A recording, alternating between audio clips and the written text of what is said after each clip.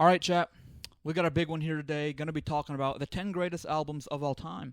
Now, as a prerequisite, I just want to say I am going to be doing one album per artist slash band. I think that just makes the list much more interesting, have much more variety on it. I mean, half the list would just be the Beatles and Bob Dylan if I didn't abide by that. So for some honorable mentions, there are going to be just a ton of phenomenal records that aren't here because of that rule. But additionally, some actual albums to mention: Odessey and Oracle by the Zombies, just an amazing psychedelic pop rock record. Berry is on Top by Chuck Berry, amazing rock and roll, best album of the 50s. Gospel of Progress, phenomenal folk Americana indie record. Kid A, just an ambient masterpiece of an album. I mean, so emotional, so great. Cold Fact, some of the best songwriting ever. Rodriguez, if you know the story, just very, very profound stuff. Are You Experienced? Hendrix, I mean, such an influential record. The guitar work, obviously, that's out of this world innovative, but also the songwriting. Songwriting is really, really underappreciated in all of Hendrix's work. Skeleton Tree by Nick Cave, an ambient, profound, emotional, poetic, beautiful, beautiful album. And then Aquemini, Southern hip hop. I think the best hip hop record ever. Outkast, just tons of great singles, storytelling, lyricism, all of it. But to kick it off, number 10, I have a tie between two records. Cheating, but don't worry. Townes Van Zandt, self-titled second record. Just some of the greatest songwriting of all time. Townes, one of the greatest songwriters ever. Such emotional lyrics on here. Amazing storytelling, lyricism, country folk record. Townes was just an amazing, amazing songwriter. And then I have Moonblood by Fraction, a very obscure record. Not many people know of it, unfortunately. Y'all definitely should check it out if you haven't heard of it.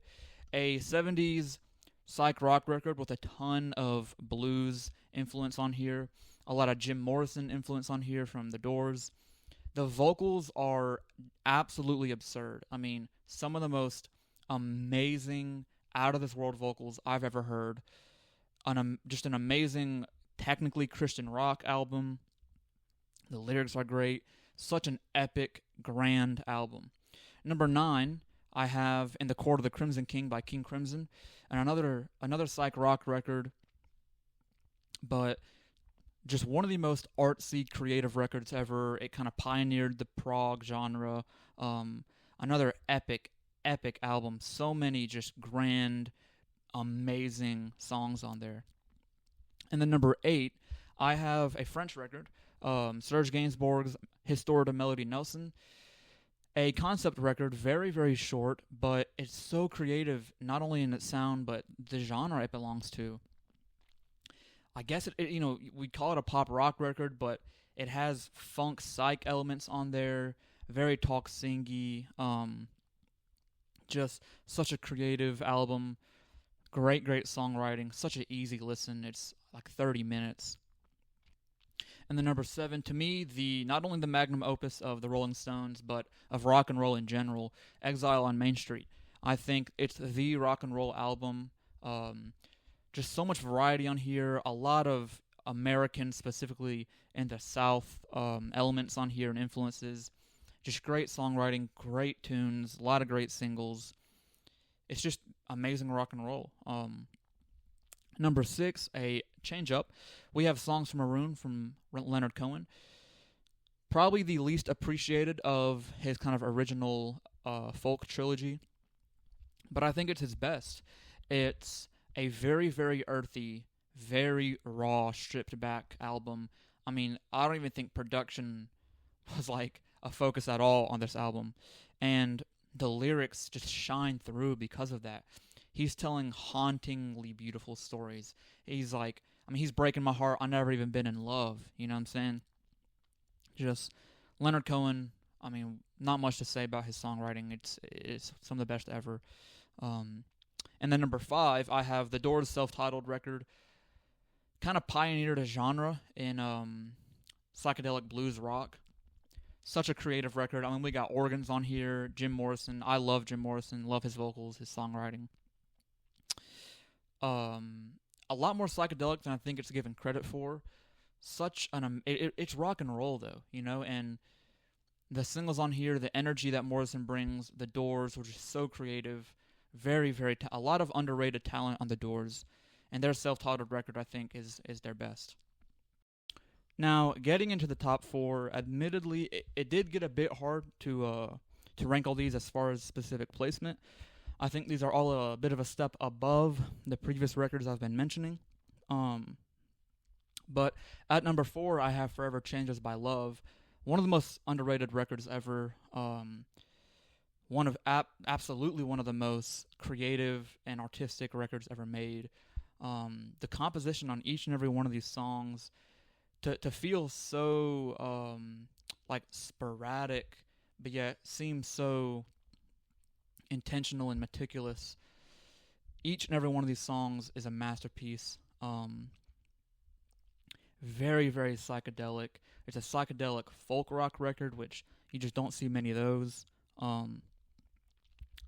Such unique music.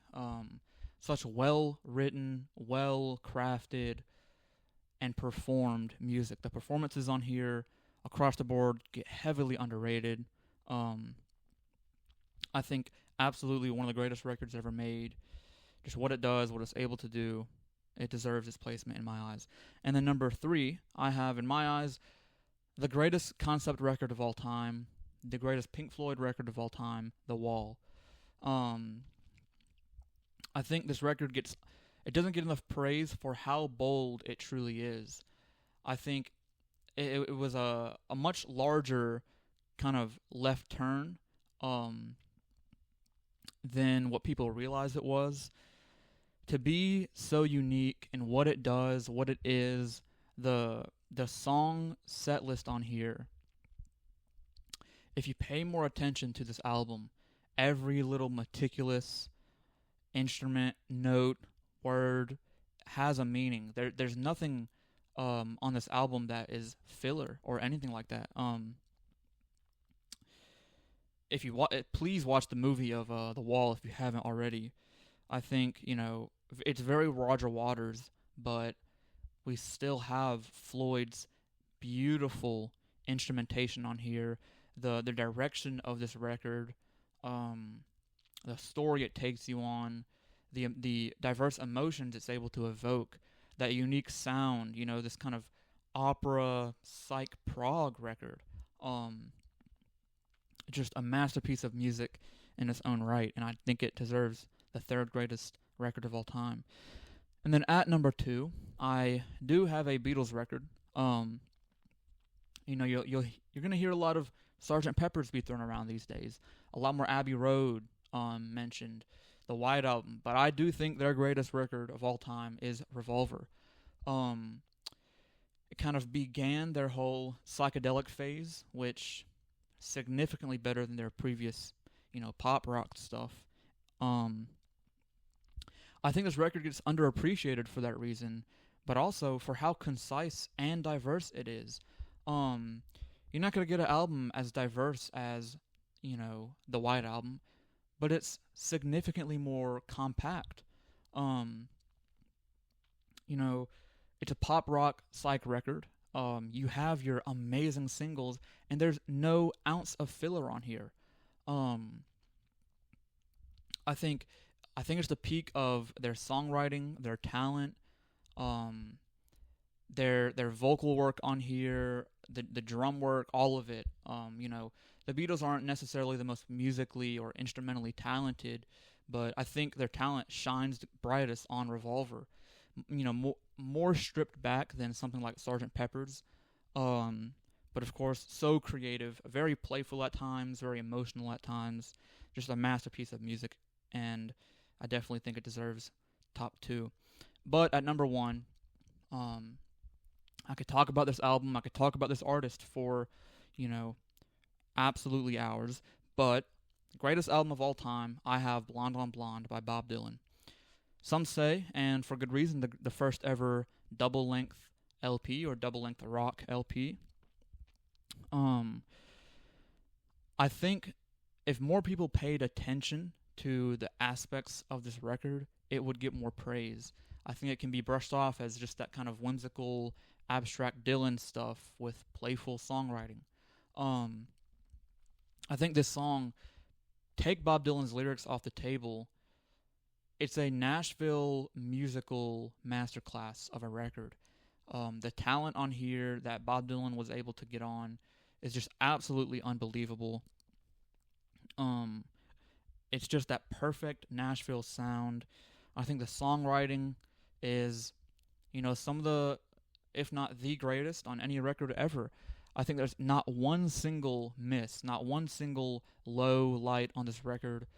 I hear, people go for Highway 61 or something because they think that Blonde on Blonde has some kind of unnecessary tracks or filler. I think this album could be, a five length LP, and as long as it keeps this consistency, I'm all for it. I think Bob Dylan's ability to deliver so much unbelievable diversity. I mean, there are songs on this record that you'll listen to it and that's a cool tune, had some cool lyrics, a nice sound on it. That just evoked an emotion that no other song ever has even hinted at. Um, so abstract at times, so emotional at times. Just the profound artistic element on here um, just screams at you if you listen to it. I really do believe this is the greatest album ever. People need to pay way more attention to the elements of this record. Not only the lyrics, but definitely the lyrics included. Um, yeah, Blonde on Blonde by Bob Dylan, greatest record ever. I don't really have an outro for this one, so